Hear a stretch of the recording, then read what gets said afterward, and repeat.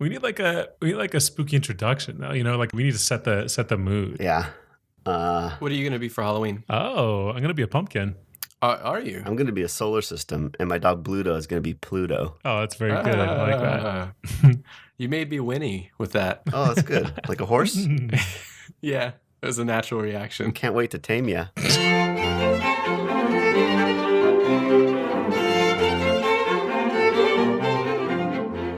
Hi, welcome to Story Hole. I'm Roger's guts. I'm Joey's brain juice. I'm Kevin's trousers. Good. All right, welcome everybody. This is our last episode for our spooky Halloween editions. Yeah. Mm-hmm. We made it through the whole month. Yeah, well, we have to survive tonight, and that's it. We've been in the woods, just for anyone who's tuning in right now, for a while. We spent the whole month in the woods sharing campfire stories with each other. Yeah. I just want to say happy Hole-a-ween to everyone. Oh, that's very good. Thank you. Halloween. Yeah. Man. And you got a different name for our podcast every single Halloween episode. Well, we repeated once, and I felt bad about it, so I've been racking my brain for hours trying to think of new ones. Story Halloween is very good. Yeah. Yeah. All right, should we light up the bonfire? Yep. Yeah. Oh, it's nice. Oh, hey, we got a little support this week. We got a little bit of fanness and friendliness, and I want to say thank you to some people real quick, if that's okay. Yeah. So a little shout out to Steve Corwin. Thank you for being so supportive, and thanks for spreading the word. That always helps. Hi, Steve. And Emil Brown, who sent us an email. Thank you for your kind words and a link to that strong bad email. So in a way, we got 2 emails from him. Yeah, it was very good. Emil, you're the cherry on my pie. Also, we got some comments on our iTunes. Thank you to Slappy Giblets for leaving us a sweet comment. That's more for next month, I think. We should have saved that name. And also Connor at 50,000 and Kim France. Thanks for leaving some nice comments on our iTunes. Very nice. Yeah, thanks. Thanks, guys. Hey, in the future, do you guys want to do a thing where if anybody leaves us a comment on our iTunes, we promise that we'll read it verbatim live on our podcast, no matter what they write? Yeah, whatever they say. And we should try to do it in their voice. Oh, yeah. Yeah, that's a great idea. I'm sure we could figure out the tone. So if you have a special message you want to send to the world, aka the 25 people that listen to our podcast, then go ahead and leave it there. And You'd be lucky if one of the other 25 people was someone they wanted to marry, because then they could propose through our voices. Yeah. Or if they want to marry one of us 3, I guess that would also work. Oh, God. Oh, man. But what if it was like, so let's say they want to propose to Roger, but Roger's the one who's reading it and doesn't realize it till he's halfway through. That's an Ouroboros. You're gonna. Then technically, I'd be marrying myself, and that's illegal. All they have to make us say is "I do," and then do the rest of it on their own. That's a good point. Yeah. Okay. Well, sorry, Roger. You're gonna have to marry someone. Yeah, it's not a problem. Don't make me say my bank account numbers, please. If you could not write my bank account numbers on the comment, thank you. Yeah, I'd appreciate that. I'll say mine. I don't care. Cool. So, hey, if this episode's coming out on Monday, then Halloween is right around the corner, huh? It's just 2 days away. 2 days away. Yeah. Do you guys feel like you're ready? Do you have your tricks and your treats all planned out? I've got my treats. Yeah, I got treats also. I've got no tricks, though. No tricks up my sleeve. No. Tell me about those treats. Oh, man. Let me tell you. I'm going to give you a list. I got Snickers, Twix, Kit Kat. Yeah. Oh, shit. Gonna have something and get a corn nut now. What's happening? Yeah, I was trying to make it a rap, but I couldn't think of candies. Oh. So you want corn nuts.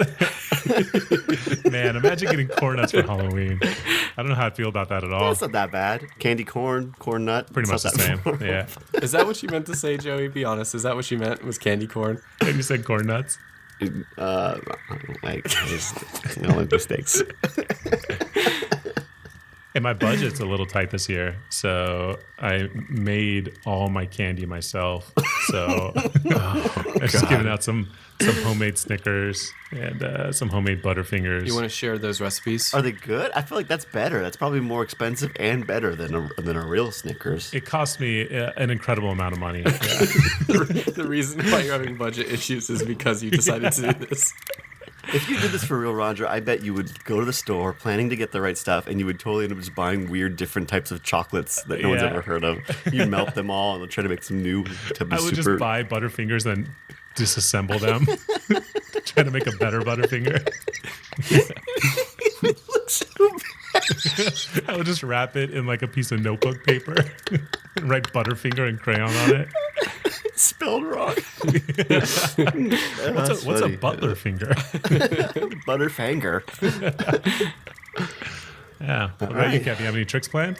Yeah, I'm gonna rig it up so that the first kid that shows up at my door, because I don't think many are gonna show up. So the first one, I'm just gonna have balloons fall down on them, Oh, that's good. and then not answer the door. Can I make a suggestion? Yeah. A little. So have the balloons fall down, then open the door, and there's a paint can hanging on a string, and it whaps him in the face. Yeah. Okay. Maybe when he grabs the doorknob to open the door, it's super hot because you heat it up with a blowtorch. I'll put some Hot Wheels at the bottom of the stairs. Oh, that's good. Yeah, Yeah. that's good. Perfect. Yeah. Happy Halloween, asshole. Yeah. That kid had it Fuck coming. you, kid. That's what Halloween should be, is just getting back at all the kids that home alone to adults before. Kevin McAllister just gets it hard. Okay. Yeah. You guys want to get into the stories? Yeah, let's jump in.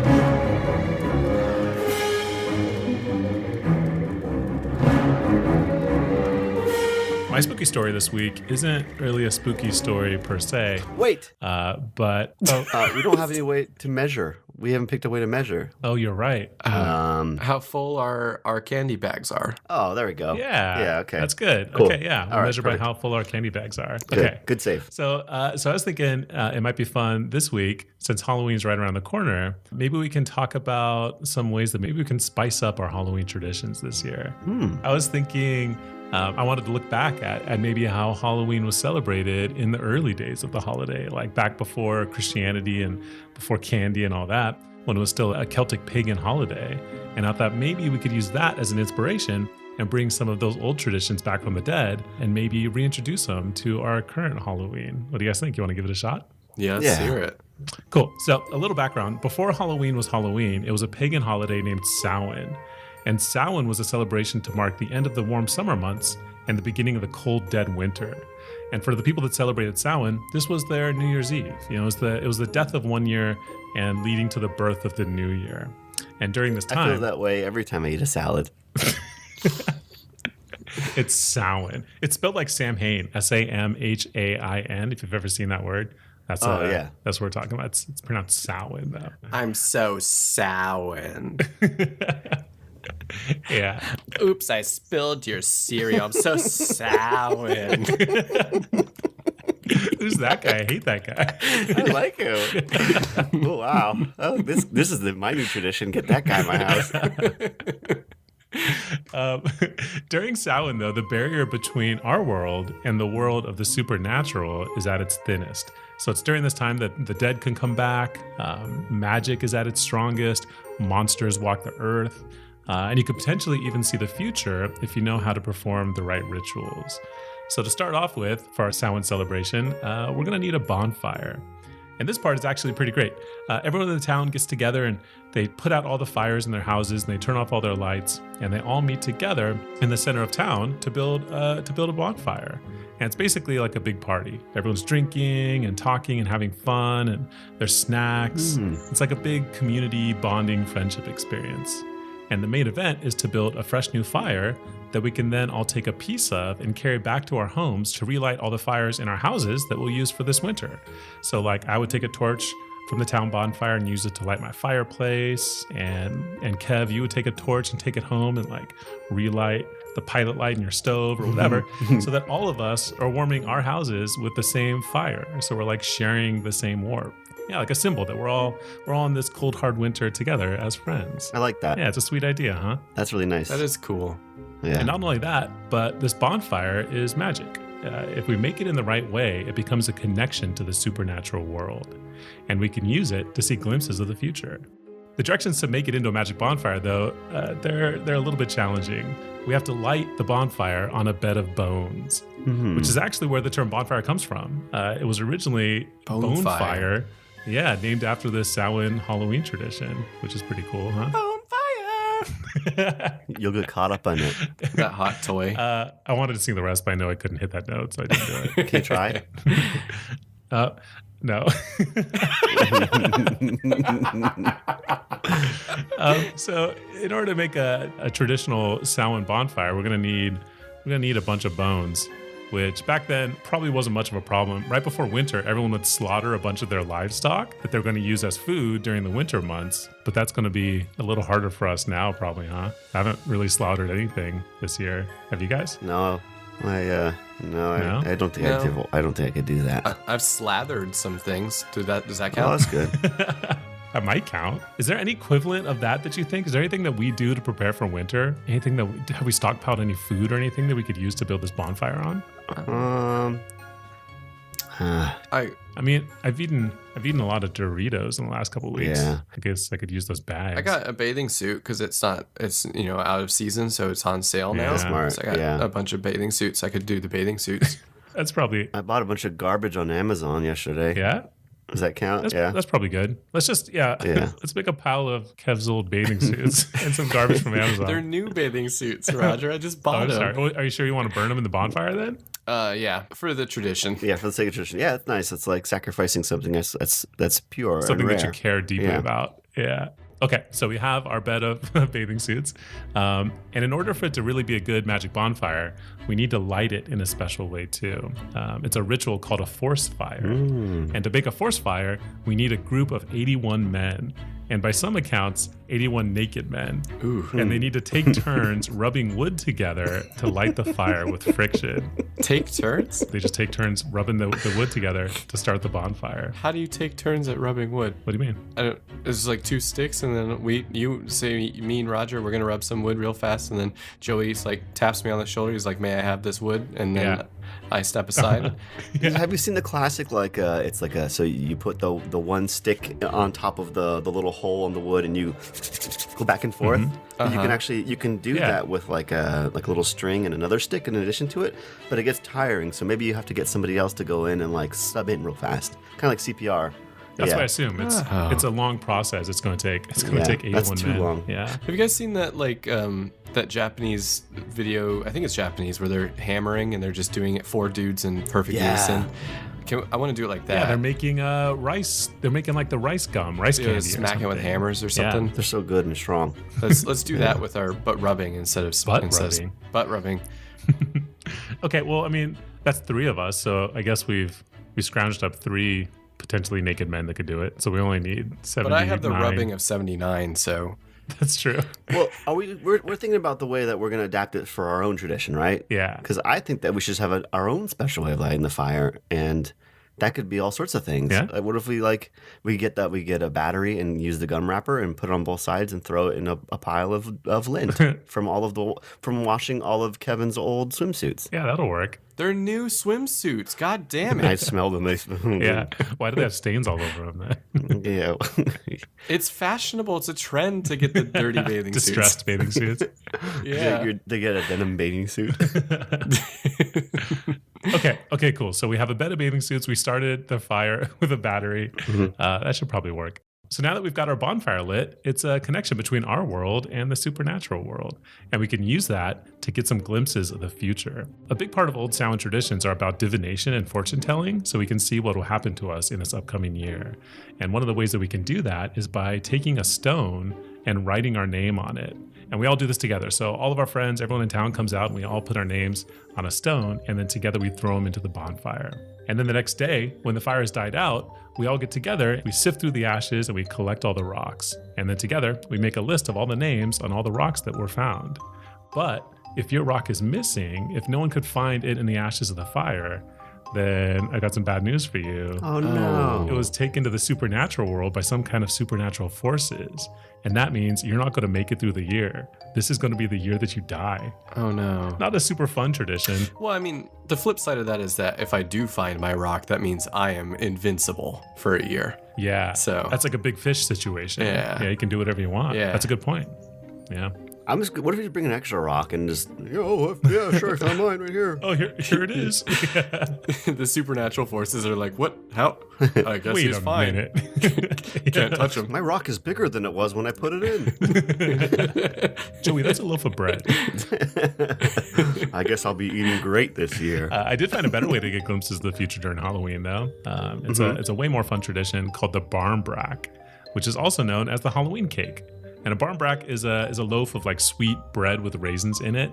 And during Halloween, you bake it with a bunch of other junk inside too. Like you throw a coin or an old piece of a rag in the batter, and you bake it all together. And then on Halloween night, when magic is at its most powerful, you cut the bread and serve it to your friends. And fate, guided by the magic of the supernatural world, will dictate what each person finds in their slice of the Halloween cake. Cool. And that object will tell them about what their futures hold for the new year. So for example, say you find the coin in your slice, that means you'll have success with money in the new year, which is pretty straightforward and pretty nice, huh? Yeah. But it's kind of a gamble because maybe instead of the coin, you bite into your slice and all you pull out is a stick. If you get the stick, that means you're going to have an unhappy marriage or an unhappy relationship this year, full of fighting and arguments, which is a bummer. Yeah. So you get a pea in your slice, then you won't have love or any relationship at all for the new coming year. Why don't we just bake the bread with only coins in it? And then... That's not how it works, Kevin. Oh. Also, you know how you're ragging on me for finding that loaf of bread? Uh-huh. It was a barmbrack. What'd you get in it? Pokemon cards. Oh, what does that mean? Let me look it up. It says... I'm gonna catch every disease. I'm gonna catch all of them. Yeah. It's like the tagline. Pokemon catch all of them. Pokemon. Other stuff you can find it if you find the old rag, that means you're going to be poor. If you find a ring. Most of these suck. Yeah, well, if you find a ring, it means you're going to marry the love of your life next year. So it's Cool. kind of it's half and half. It could go either way. What if you find a little baby and keep it in your pocket for a long time? Here's a Roger fun fact. I found a baby. So does anybody know what that's called? There's like a tradition where you find a baby in a slice of cake. I don't know what it is though. Do you guys know? No, I'm not sure. I think it's a New Year's tradition. Is it? I'm not sure, I think it's though. either Cajun or maybe Hispanic. I'm not really sure.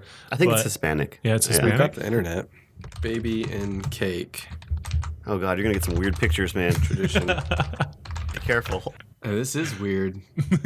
Today, the baby symbolizes luck and prosperity to whoever finds it in his or her slice of cake. Hey, how about That that? person is also responsible for purchasing next year's cake. Oh, man. Or for throwing the next Mardi Gras party. Oh, it is a Mardi Gras thing.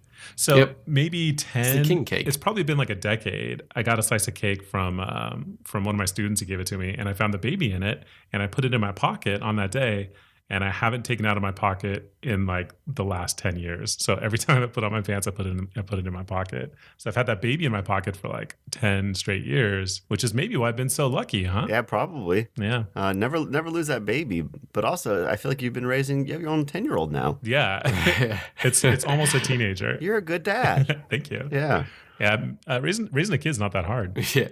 You were responsible for getting the cake the next year. You killed a tradition. Yeah. Yeah, you've been hogging all the luck yourself. I owe you guys 9 cakes, I guess, at this point, huh?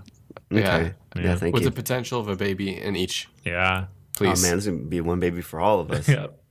Okay, this year I'll make good on my responsibilities. Hey Kev, you want to take a slice of this barmbrack and see Yeah. what you get inside? Absolutely. All right. Yeah, here you go. What'd you get? Mine didn't have anything in it. What does that mean? It's just empty. It's I don't even think this is bread. What did you give me, Roger? Tricked you. It's my thumb. Oh no! Goo goo gaga. I mean, Kevin, it's his thumb. Take it out of your mouth, man. I gotta need that back. I've had the taste of man.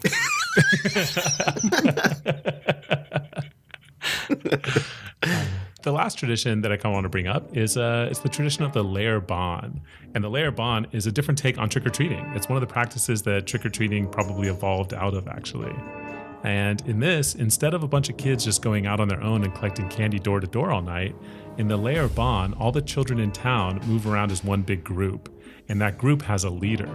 And the leader is typically an adult that wears a ghostly shroud over their body so you can't tell who they are. And where their head should be, they hold the skull from a dead horse in front of them. Ooh. Whoa. So all the kids gather in town square, and then they wait for the horse monster to come and take them out for the night.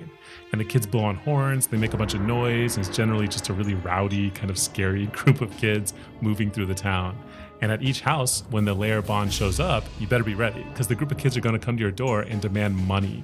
No candy, just like straight cash. And if you refuse, then you're cursed by the horse monster for the coming year. Man. Does that mean you have to be the horse monster in the coming year? Oh, maybe you get transformed into the layer bond. Yeah. I hope so. That just seems like a gang, like a robbery. That's true. So yeah, what do you guys think? Those are the celebrations that I found. Are any of those things that you want to maybe introduce into our Halloween this year? I mean, our conversation was good. I feel like we have our cool fire ceremony. We have our cool. We can get naked and make a fire, and all we need now is to figure out what kind of animal skull we're gonna lead the gang with. Do you think are we going to run into any problems if we try to go meet some kids with a sheet over us and a skull on our head? Oh no, they'll understand. It's part of our tradition. So Yeah. no, it's fine. I think How scary were those traditions? How many candies do you have in your candy bucket? it wasn't so much that they were scary as they were inviting to me, and so Yeah. I'm looking in, and my favorite treat of all is filling my bag. Raisins.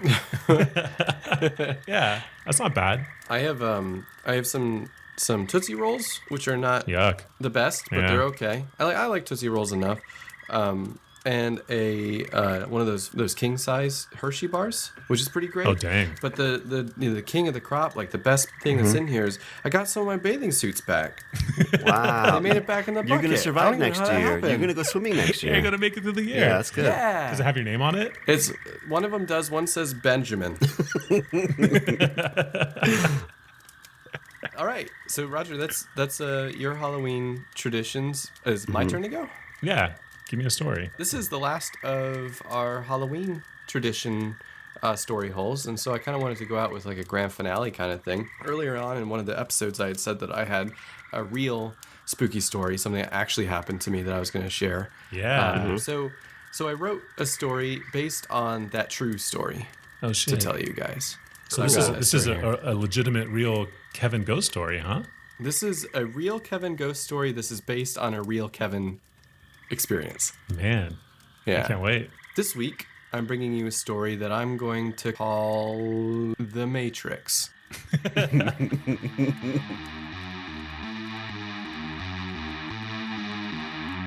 No, The Little Mermaid. No, Taco Bell. I'm going to call it Taco Bell. Oh, I Okay. like that. All right. So the story of Taco Bell starts out. So this is a real thing. This is really what happened to me. My family moved around a good bit when I was growing up. I was originally born in Arizona, but we moved to Virginia when I was 2, and then to Tennessee when I started elementary school, and then finally Maryland when I started middle school. And most of my life I spent in Maryland. But when I think back on my early childhood, the memories that are summoned are from my time in Tennessee. This might be because I lived there at an age when I would run around the neighborhood with other kids and climb trees or jump in creeks, or it might be because of the events that I'm about to tell you about. Whatever the reason may be, it is a vivid memory. So I want you to take in good faith that I might have been young, but with my adult brain now, I know what I saw is true. The neighborhood I lived in was basically on a loop. The loop went up a hill and then back down to cycle back to like the main road. And my house was at the top of the hill, halfway through that loop that went back to the main road. And the neighborhood I was living in was heavily wooded with all kinds of trees and squirrels and shade to spend lazy summer days. And this was back before the internet, and I didn't own any video game systems, so my entertainment was based on who I could get to like chase me or what I could catch in a stream. That's basically how I spent my days when I was very young. You should have tried to catch a Nintendo in the stream. Yeah, well, Yeah. I mean, I did, but I was a child. Yeah, you didn't Didn't realize work. what you had until it was too late. Yeah. You're just capturing squirrels and making them kiss each other. Make him kiss you. Yeah. Yeah. Did I tell you the story? That's the spooky part. Well, no, I saw you doing that yesterday, and I just figured it was old habits. Put 2 and 2 together. Sherlock. You got me. Mhm. Got it. One day, I came upon a monumentous discovery. My house had a fence that lined the perimeter with densely grown pine trees lining the entire back part of it, the back of the backyard. The formation was intended for privacy, but also kind of stifled my scope on what my play area could be. There was another house behind my house, and our 2 backyards met at that line of trees. I was aware of the fact that there was a other house back there, but what I didn't know was that the house behind mine was in a completely different neighborhood. So there was a whole other Narnia over there to explore. Maybe it had Wow. another creek. Maybe it had a lake. Maybe it had more kids to play with. So I hopped the fence, I ran through that yard, and I started my journey to see what the new world had to offer. It didn't take long for me to find new friends to play with, and my outings over the fence became more and more frequent. A little while later, I was jumping that fence nearly every day, and this is where my story takes a darker turn. One of those other boys in the neighborhood whose name was Ben invited me to come play over at his house when his parents weren't home. The presence of his folks were of no concern to me, so I obviously agreed. And when I got there, Ben and another boy were hiding behind a bush giggling. I walked up to them and I asked what was so funny, and Ben explained to me that what he wanted us to come over for was to show us that his house was actually haunted. Apparently, Ben was seeing a little girl in a gown standing at the end of his hall late at night, every night, for a while now. Every time he got up to go to the bathroom, she would be there waiting. And he said she never moved or said anything, but she seemed sad. And Ben had this inclination that if he ever approached the girl, he would be put into imminent danger. So he never really got too adventurous with that. I, of course, was skeptical, but he said he could prove it. The girl has never shown herself during the daytime, but Ben knew of another way to interact with her. He told me to stay hiding behind the bush, and he would be right back. Ben ran up to his front door, locked it with his key, while looking over his shoulder to give me a quick smirk. He then knocked on the door 3 times and ran back over to us, whispering to get down, get down. A moment passed and nothing happened. Another moment, still no excitement. I was just about to ask Ben what was going on when I hear a creaking noise. The door to the house suddenly, slowly began to open. It slid all the way open before bumping into the wall, and there was nothing there. The doorway was completely empty. Ben nudged me to go check it out, and I hesitated, but then slowly walked up to the house. I peeked in, and still, nothing was there. We repeated this process time after time after time. Each time, we would check the house, and each time, it would be completely empty. We started taking turns being the one to knock. Each time, one of us would run up, lock it, knock on the door, and run back to our hiding spot giggling. When the door opened, we would sprint in and find that nothing was there waiting for us. I was convinced this was a ghost. Later that day, around sunset, I returned home. I climbed a tree, I jumped the fence, I ran in the house for supper, I ate with my family, I got cleaned up, I went to bed. That very same night, I was woken up by my dog. She was whimpering by my bedroom window, but it was a kind of whimpering that I'd never heard from her before. It was kind of like a stuttering whine. Can you do it? It's like... yeah. But picture, it's a dog's whine, but it was stuttering, kind of like that. It was sudden, it was weird. It was really weird. I'd never heard any animal make that noise before, and I had lots of pets growing up, pretty much my entire life. So I was confused and also unnerved by the whole situation. What was causing her to make that noise? She kept jumping up and pacing around the window, whimpering over and over again. My curiosity got the better of me, so I got out of bed and I went over to the window. I didn't see what it was right away, but after searching for a while, I saw it. There, in the darkness, behind the fence, in the dense trees, was a small figure. Just a shadow of a figure. I couldn't make out what it was because it was too dark and far away, but it was humanoid in shape and very small, like half my height. I stared at it for a while, waiting for it to move, but nothing happened.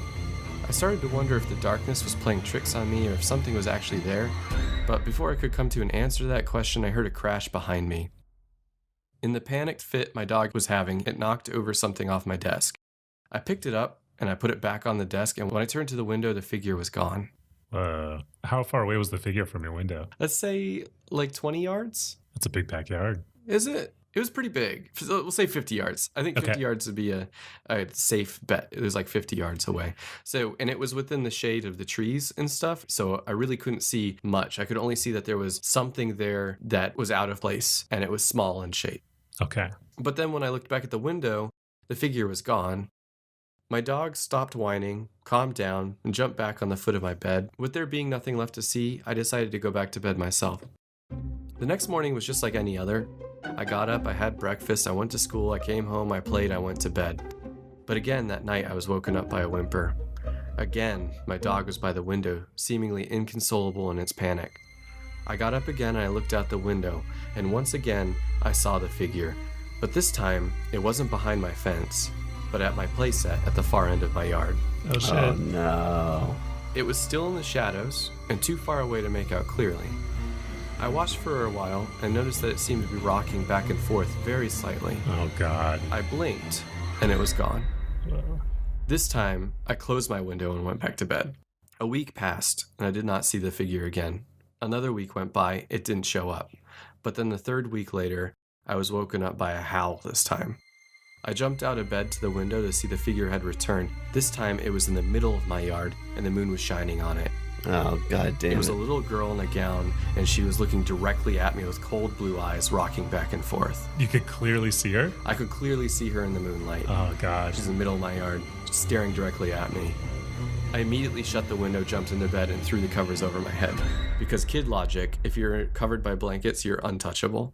Absolutely. Yeah, for sure. Yeah. I used to believe that if aliens were out my window, and as long as they couldn't see my skin, they wouldn't know I was there.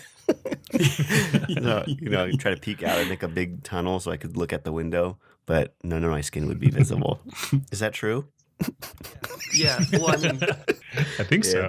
I think it's safe to say science has proven aliens can only see human skin and nothing else. It took some effort, but I was able to finally get myself to fall back asleep. The next night, I closed my window before going to bed and slept completely covered by my sheets, but it was to no avail. Once again, I was awoken by frantic barking and growling. I was frozen terrified, but eventually got up the nerve to slowly peek out from under my sheets. There, on my second-story floor window, was a silhouette of a small girl rocking back and forth. I ran out of my room to my parents' bed and begged them to let me sleep with them that night with the excuse that I was having nightmares. The next morning, I creeped back into my room and opened my window to see that there was a breath print on the other side. Oh, no. In the breath was the words, "You knocked," smeared on my window pane. Oh, shit. That's terrible. That was the last I ever saw the girl. I never saw Ben again either, and we eventually moved out of that house, so I don't know who that girl was, if Ben knew what he was doing to me, or if I would ever see her again. But I do know that is the scaredest I've ever been in my life.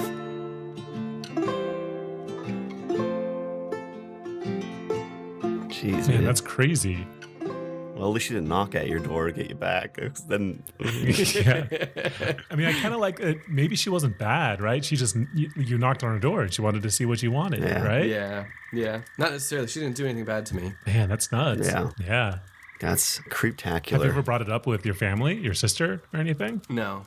Man, that's crazy. No. You've never mentioned this at all to anybody? No. Actually, well, I have talked about the fact that I have experienced a spooky thing, but I haven't talked about it in detail now. Man, you better not have cursed us, Kevin, you son of a bitch. I don't mean, want we that. didn't knock. I didn't knock on anything. I might have accidentally. I bumped my table. I might accidentally knocked on it. Man, I'm looking in my candy bag right now, and it's full to the top. I am overflowing with candy right now. Yeah. Mine is actually bursting too, but kind of sideways because my raisins seem to have rejuvenated, and now they're grapes. Hey, I just have prunes in mine. Is that a Halloween treat? That's going to be helpful for your digestion. Oh man, we should give out prunes for Halloween this year. That's so funny. Right? Can you imagine? I like prunes. Prunes taste like fruit roll-up. Yeah, they're a treat. Everybody loves prunes. Those fruit leathers and stuff. I bet you in like a candy world, all the bikers wear fruit leathers. That's just a cute thought. That's not even a bad joke. It's just a cute idea. I like thinking about that. Well, that's my story. Joey, Yep. you want to take us home? Yeah. Finish up the season, Joey. Mine starts sort of with something that happened to me as well. I'm not going to get too far into that, but I want to tell you why I know of the thing that I'm about to talk about. There was a night when I was like an adult ass man. I was 25 years old, and I woke up and I saw like more or less like a Dementor in the corner of my room. I mean, I've told you guys about this before, but for anyone else that doesn't know, what you probably don't know about that is I saw it more than once. And when I told my brother Matt about it, rather than making fun of me, he's like, "Hey, I can salt your windows and I'll put up some protection symbols in your room." And I didn't know what he was talking about. But when we were kids, he had these books. And they had all sorts of information about, like angels and demons and stuff. He was into that when we were young, when we were 10 years old or whatever. Up until now, I've always thought he was calling them Enochian symbols, but they're actually called Enochian symbols. And they're essentially letters that are used to communicate with angels. Whoa. Have you guys ever heard of Enochian symbols? No. I think I've heard of the term, but never knew what it actually meant. All right, so I'm more or less going to tell you two descriptive stories about where they came from and what they're all about today. Enoch was a mystical figure and a man that was said to have never died, but rather lived for 365 years and talked with angels and saw visions of the rapture. While Enoch is only mentioned in the book of Genesis for one sentence, his mere presence there paints a picture that maybe he's pretty important. The sentence reads like this: "He walked with God, and he was no more, for God took him," which some Christians interpret as Enoch's entering heaven alive. Yeah, but one sentence isn't a whole lot to work with, which leads me to introduce the Book of Enoch, which is not considered to be scripture, but some argue should be. It's 108 chapters and has been banned by the Christian church, but it is considered to be canon in the Ethiopic church. So by religious accounts, this is a real man, and I'm going to be giving you guys biblical age stories, okay? Cool. That's great. Okay. Side note, yeah. Have you ever seen Over the Garden Wall? Yeah. Yeah, you know in the episode when they go to the town that's full of pumpkin people, Yeah. and there's the giant pumpkin man that's the leader of the town. His name is Enoch. Yeah. I was that's a looking reference. to see. I mean, there's really cool. I mean, Over the Garden Wall is just great. If anyone's looking for something to Yeah. watch that they want Yeah, for watch Halloween that. season, or just even not for Halloween season, just watch it. It's great. It's the perfect miniseries. I love it. It's so good. It's perfect. Yes. The Book of Enoch is a tour guide of heaven, earth, and hell, and it's guided by the archangel of salvation named Uriel. Uriel is the fourth archangel. He's an angel of divine presence, described also as a cherub, seraphim, flame of God, presider of Tartarus, which also means hell, Wow. and the face of God. Whoa. He's also the one who let Noah know that the flood was coming. Yeah. He's got it all. If he's so hot, why did they name him Urinal? I mean, where do you think we got urinals from? Guys, cool. Some people believe this is real. Sorry, Christians. Sorry, everybody named Christian. Yeah. Some of the terms that we use to describe Uriel are recorded as four-faced beasts and creatures with 6 wings or rings of eyes. Yeah. As Enoch tells his tale, he speaks of 7 archangels that testify on behalf of mankind and ask for intervention from the fallen angels during the apocalypse. Now, archangels aren't regular angels. They're above angels. There's only a handful, and they can speak directly with man, and they're super tough. So for context, most of us know who St. Michael is, but St. Michael is one of these. He's actually the biggest and toughest archangel, but he's the one who was responsible for leading God's armies against Satan in the book of Revelation. Cool. He's the one who banished Lucifer to hell. Whoa. So the book goes on to describe that the rapture is coming in the form of a great flood because 200 angels, known as the Watchers, defected from their posts to bone human women. Can't blame him. If you've heard Kevin's Diablo podcast, then you know these angel human babies are called the Nephilim. Oh, cool. Was that real? Hmm. Oh. And if you don't know that, hey, go check out Diablo. It's good. Yeah, go check it out. Yeah. Yeah. The entire account is explained through conversation between Uriel and Enoch, which goes on more or less to explain that the 200 angels that boned human women are going to be sacrificed to demons, and the human women that bore angel babies will become sirens. God blames the sons of God for the impending war and the flood. So, to reiterate, Enoch is a human man, a man that spoke with angels and was the sole witness to a vision that ends all things, and no other man will ever see what he's seen. When Enoch is 365 years old, he was greeted by God, who then took him into heaven. He never died a human death. He was just scooped up from God just to live in heaven. So, pretty cool. Yeah. Man, how cool. Our next important figure here is a man named John Dee. In the 16th century, this was an absolute Renaissance man. This man mastered all of the current humanly maths and sciences at the time. He was an esteemed mathematician, astronomer, philosopher, coordinated spies for the British Empire, but also dipped into alchemy and divination, which is the act of performing rituals or reading mystical signs or creating miraculous incantations. For those of you who don't know these traditions, just think of it like a wizard or a cleric. It's like supernaturalism or magic or witchcraft, necromancy, voodoo, all that good stuff. As a man that quite literally mastered everything of the humanly realm, he decided to look into things beyond human by the time he was 30 years old. So he's a man of math and science, but also the occult, and this got him into trouble with the Queen Mary because he was caught calculating her horoscope, which was believed to be an inexcusable offense. It's like inviting, occult practices, like a curse on the queen, kind of. Oh. But it didn't prevent him from winning the favor of Queen Elizabeth. He actually became her trusted advisor and served very like right-hand Mandy. Right hand Mandy. Right hand Mandy. That's what she called him. It was a nickname. And there's probably several romantic songs written in the 90s about him. Right hand Mandy Moore. At this time, it was widely believed from everybody that he who learned to understand how angels spoke could then summon and interact with them. Naturally, he delved into his abundant library and began researching how to do so. Exhausted on the mundane happenings of the natural world, he jumped face forward into the supernatural world. His spiritual hunt led him to the Book of Enoch. He believed that Enoch was the last to speak the language of angels and the very language that Adam himself spoke. He also believed that he could use his vast knowledge and resources to tap into this, but it would take some time to really get a grip on. As a proficient writer, he worked as a scribe and a secretary for important people, which would be important for his next step, for summoning unearthly knowledge. But he still needed a seer or a medium, someone that could be the intermediary between himself and the angels. So he set up meetings with various mediums in the area, but they all went poorly. Eventually, in 1582, by the age of 55, he met another fellow who claimed to have the power that he needed, and his name was Edward Kelly. Like Dee, Edward Kelly had a negative public track record, but his was one of forgery, which is important because some of the following events, although believed to be true, have also, made people think that they were like fabricated lies and whatnot. Almost immediately after their meeting, the angels visit Kelly and Dee. Allegedly, either angels came down and gave them a shiny spherical stone with which they could see things in the reflection that they otherwise could not see. In one account, angels visited Dee and gifted him the angelic alphabet, which he was told to memorize. And when he didn't, the angels came back and started hurting him until he started speaking in tongues, which was kind of a catalyst for him to start learning how to communicate with them. Yeah.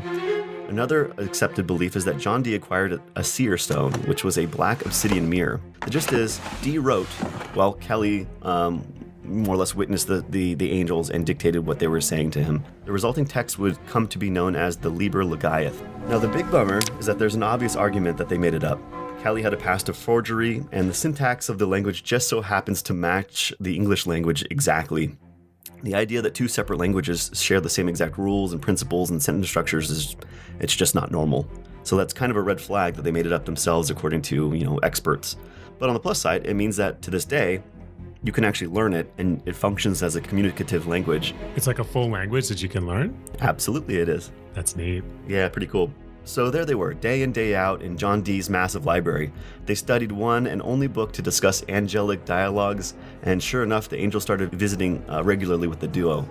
They provided them with a symbolic language to communicate.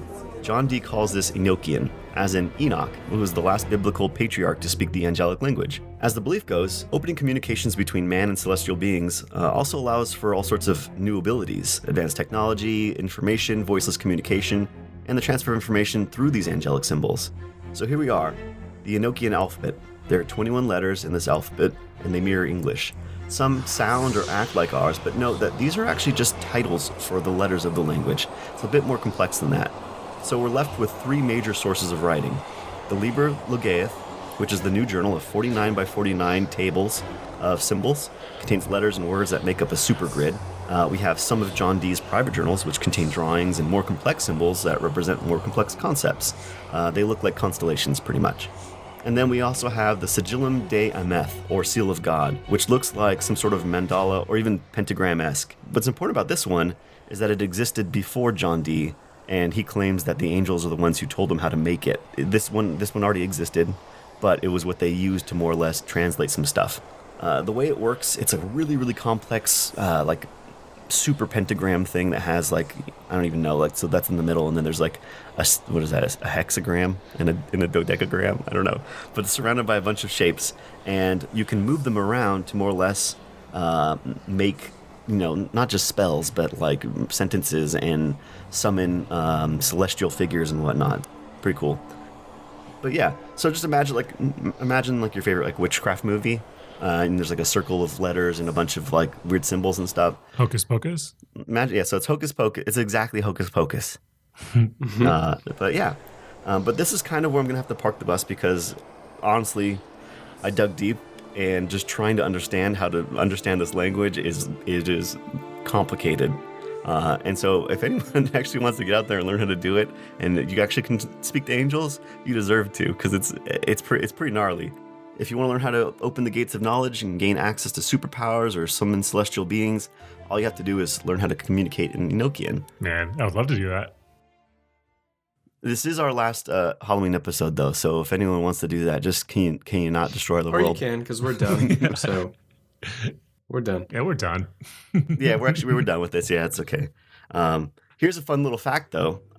So it's actually speculated if the angels that contacted them were angels at all. Some people think that they were demons that were pretending to be angels, and they just wanted to more or less get, John D. and Kelly to open the gates of hell up so that, they could summon that makes bad. sense. Yeah, so it's pretty Yeah. cool. They wanted to more or less make the new apocalypse and take over Earth. So, which essentially was what Lucifer wanted. He wanted to take over the Earth and make it his own plane, So Yeah. that's kind of it. Yeah, it's pretty That's cool. really cool. Yeah. Do you think they have Enochian in like what's that Stone. app where you learn to speak languages? Rosetta Stone? Rosetta Stone, yeah, Duolingo, which would be Duolingo? good. Yeah, Maybe they have Enochian in that. yeah. Maybe they have a Nokia in there, an old phone. That's kind of like it. Maybe that's kind of like the seal of God because it's old and it's sturdy and tried and true. Hey, yeah, because Nokia phones were indestructible. They lasted forever, Yeah. like Enoch did. Yeah. So, I think we figured something out here. have you guys ever seen a Nokia phone No. ever actually get destroyed or die? I mean, that's like a meme, right? They're indestructible. Maybe God took one into heaven, and he's texting right now. He's sexting me. Or it's something the devil placed in front of us to trick us into opening the gates of hell. So That's true. play with those powers carefully, Nokia owners. I think I'm getting a text right. Oh, I'm getting a text right now, guys. What is it? Is it from God? Yeah. It says from that big boy, and the text actually reads, "Be excellent to each other." Hey, all right. Yeah. That's a thing I can get behind. Yeah. All right. Cool. Well, Let me check my candy sack. I just have one giant Twix. oh, A wow. huge Twix. It fills my whole bag though. Is it kind of like Honey, I Shrunk the Kids? And it's here's the thing. Okay. ingredients. I wonder if it's actually good to eat a giant Twix like that because you're only going to be able to take bites of the different types of. That's true. Yeah, you can't get the caramel, full strata in one bite. Yeah. So that's like, It's more of a curse than a curse. blessing, Yeah, definitely. absolutely. Yeah. Did you summon it by chance by opening up a portal or just put the Twix Yeah. spell in? I put the Twix code in. And Yeah. it came Twix out. shark. Yeah. My bag's got typical fare of candies. Pretty good haul tonight. Pretty good haul. And there's also a note. Hold on. Oh, What does it say? is it from your mom? It says, "Love you guys. Be excellent to each other." The biggest boy. Oh wow. All right.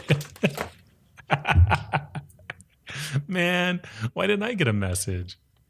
Hey. Wait, hold on. Hey, Oh, look. wait, what's look that? under What's there. in your mouth? What is this? What? There's a message carved into my tongue. It just says "the big boy" on it. Oh, that's good. Do you That's feel like just you your can? tattoo, You're Roger. better. Yeah. It's your normal tattoo we've seen forever. Hey, out of all the Halloween stories that we've told this month, which one do you think was the most spooky for real? Boggart probably. Yeah? Boggart got me. Boggart's pretty spooky.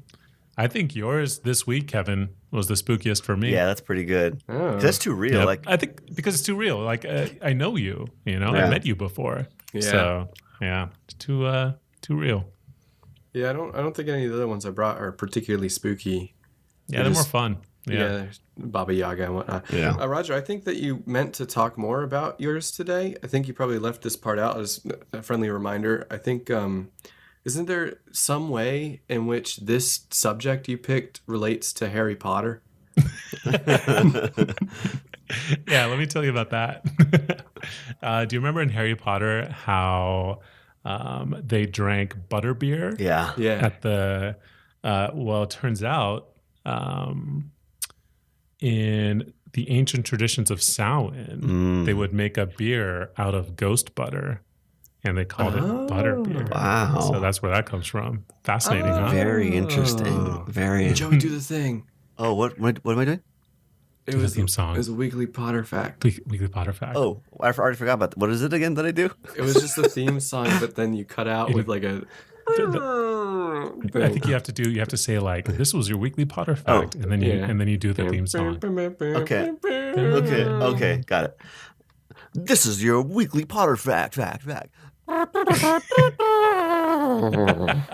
perfect. Okay. Glad we got that in there. I already forgot that we were doing that.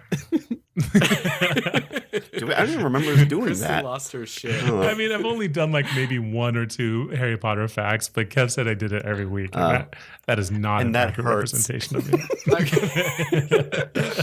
I did not do a Harry Potter fact. This was a good month. I like this. Yeah, it was fun. I can't wait for next year. It was fun. Yeah. I said it was fun. It was fun. It was fun. I'm really sweaty right now. It's too scary for you, man. Yeah. You got those ghost sweats going. Hey, guys, my dog is crying right now and looking at the window. Oh, God, really? Don't look, man. You don't want to see it. Oh, God damn it. Sam's not home either. I think I just saw the lighter on my desk move. No. Get out of there, Jimmy. I have a knife. We're good. Come sleep Stab with that my ghost. parents. Oh, man. Ugh. Hey, I just want to say thanks to everybody that's been listening. And also thanks to everybody that's left a review or a comment or a rating on our iTunes. It actually helps us out a lot. So if you have a minute and you want to go give us a review, or maybe even just send us a message or something, we'd love that. Yeah. So thanks. Yeah, it's very helpful. It's also very excellent to get those. Yeah, it's just I nice. really enjoy Honestly, that. like Thank you. It's a cool thing. I think we've all worked on different types of creative projects, and sometimes you lose a little bit of steam if you don't get a lot of love. But we're getting a lot, and it's fantastic. Yeah. So thank you, because it makes me feel good. It makes me actually want to spend the time to make these a little bit better. Totally, I Yeah. agree. They're excellent. And we're going to start the new tradition where if you leave a comment on our iTunes page, if you leave a review, then we'll read it out loud, no matter what you say on it. Yeah. Also, send us an email because, God damn it, I'm lonely. Yeah.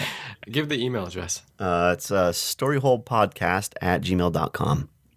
The G stands for ghost. Yeah. Well, next week it's gonna not stand for that. It's gonna stand for something else. Yeah. It's going to stand for Giblet.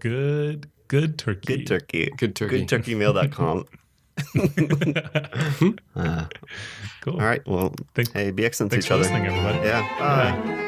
Bye. Bye, guys.